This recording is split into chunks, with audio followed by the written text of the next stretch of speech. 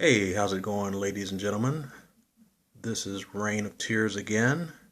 This is sort of my second follow-up to my initial video presentation on YouTube, which was Myths and Misrepresentations of Brazilian Women. And just as a instant reminder, on the second one that I did, the second initial follow-up, I sort of delved into giving advice and information on ways that you can get prepared to go to Brazil and things to look out for in terms of safety and other concerns if you decided to go, and trip preparation, etc. Now, on the second follow-up, what I'm going to do is to sort of talk more again from the experiences of myself, again being Reign of Tears, aka Ed, the things that I learned and discovered, and so basically it's coming from my perspective. And as I've said in all the other ones, I do not profess to be an expert. I'm not Dr. Lewis Gates or other individuals that are of the academic world that have a professional background or whatever. But I must say that, as I've always also said too, you don't necessarily, in some cases, have to be a academician to pick up things, because there's a slight inaccuracy actually in the segment that Dr. Gates did on Brazil, and I'll touch upon that later. Something minor, but I'll tell you what it is now. I'm getting tangential and I'll get back on track. He referred to Salvador, Brazil as the blackest city in terms of, the people that are identifying as black or could be radically identified as of black African descent. And that actually is inaccurate. I mean, if you check online, actually Salvador is probably like the 30th, something along those lines. The last time I had looked, it was like the 30th city. Now, some of the other places that have, closer to like a super majority of people of African descent, they're admittedly smaller in terms of population than Salvador.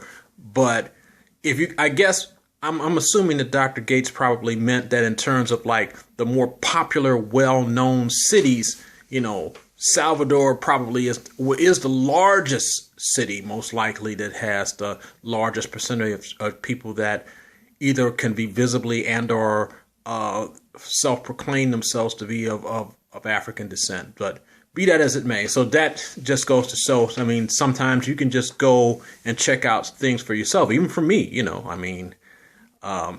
once you go, you probably may be putting on YouTube video presentations, sharing your insights would be great and be helpful. But anyway, getting back on track again, in terms of meeting an Afro-Brazilian woman, I've already went into the things that would be helpful, or Brazilian women in general, but they have things called the feijoada party, and I'm not exactly pronouncing that correctly. That's one Portuguese word I could never get, but it's feijoada, and I think it's spelled Feijoada, if I'm not correct, if I'm not mistaken, rather.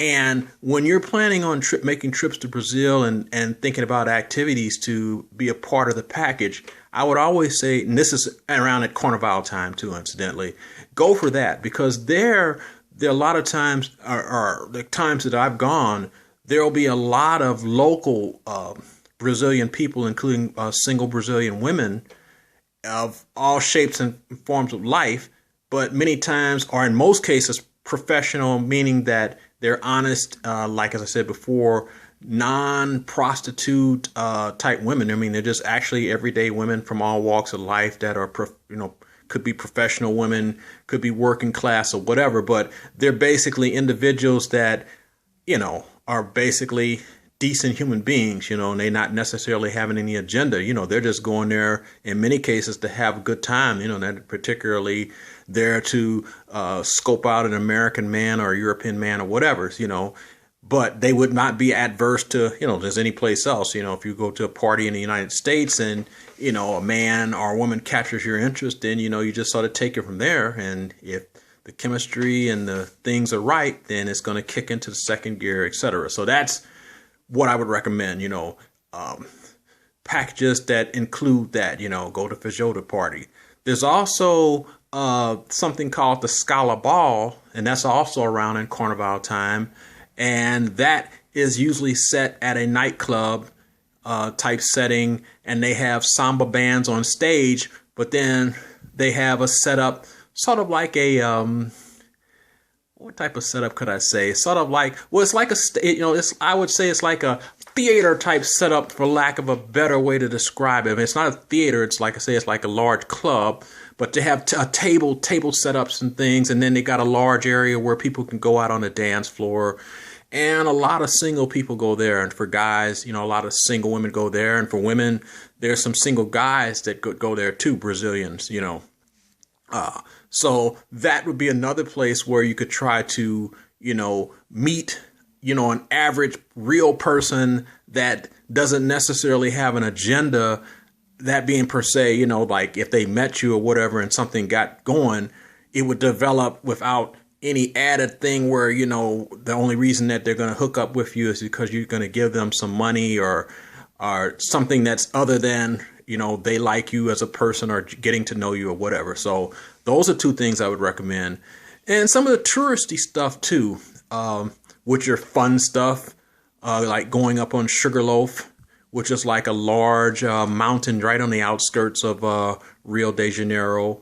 You can take tours there.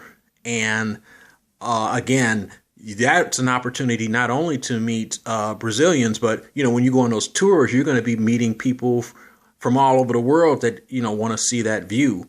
And, I've met some nice people there from different parts of the country and even from different parts of Brazil, because one thing that I learned by happenstance is that people from some of the larger cities, like in Rio de Janeiro, like someone that lives in Sao Paulo, they're have a lot of pride in their city. So I met this one lady that was a social worker the first year that I went to Brazil in 2009. And she was saying, this is the first time, I'd been to Brazil, and she's, an adult woman, 30-ish.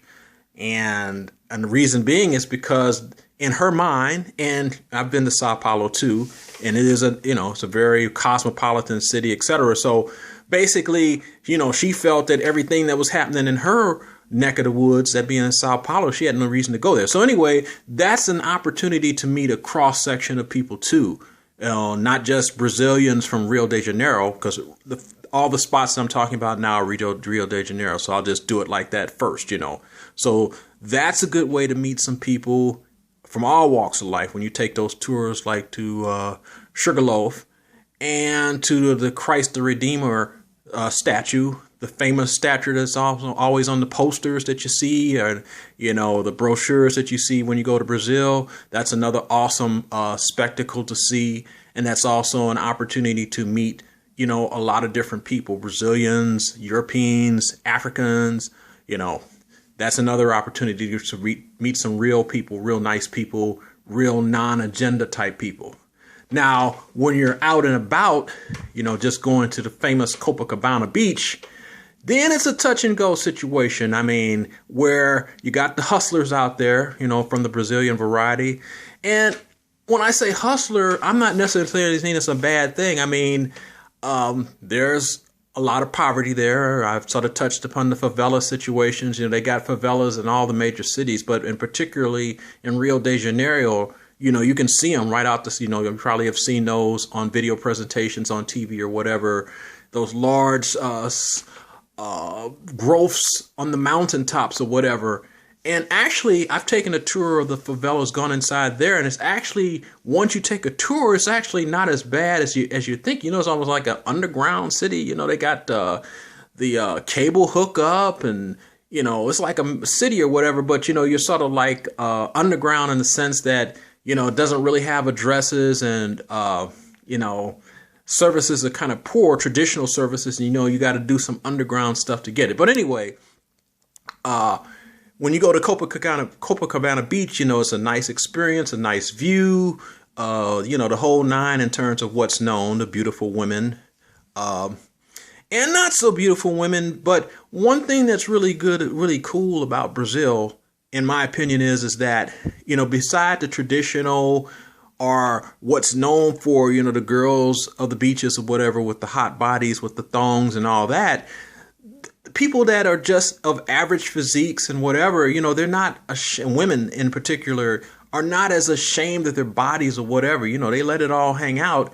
And, you know, you might initially, you know, if you're not used to that type of thing, yeah, I'm sort of flossing on the shirt here. Yeah, I admit it. Yeah, got that in Brazil. Anyway, which is a pretty good thing. I mean, it's sort of a for women, I would say in particular, who are not like a perfect 10, and who is, a man or a woman is a perfect 10, and guys too, you know, I mean, they're not ashamed to show their body in public, even though they may not be in perfect shape, you know, He-Man shape, you know, or anything of that nature. So that aspect, you know, once you got used to seeing that, is pretty cool too, you know, very comfortable with themselves, with their body, and, you know, even after a while, I found that even for like the super for women, you know, you're looking at the super fine women, even after you see them for a while in the skimpy outfits, you know, you get used to seeing it. You know, you never get tired of seeing a beauty, but like the whole shock of like saying, oh man, you know, she's got this skimpy outfit on or whatever, you know, that sort of passes. And then you start more on a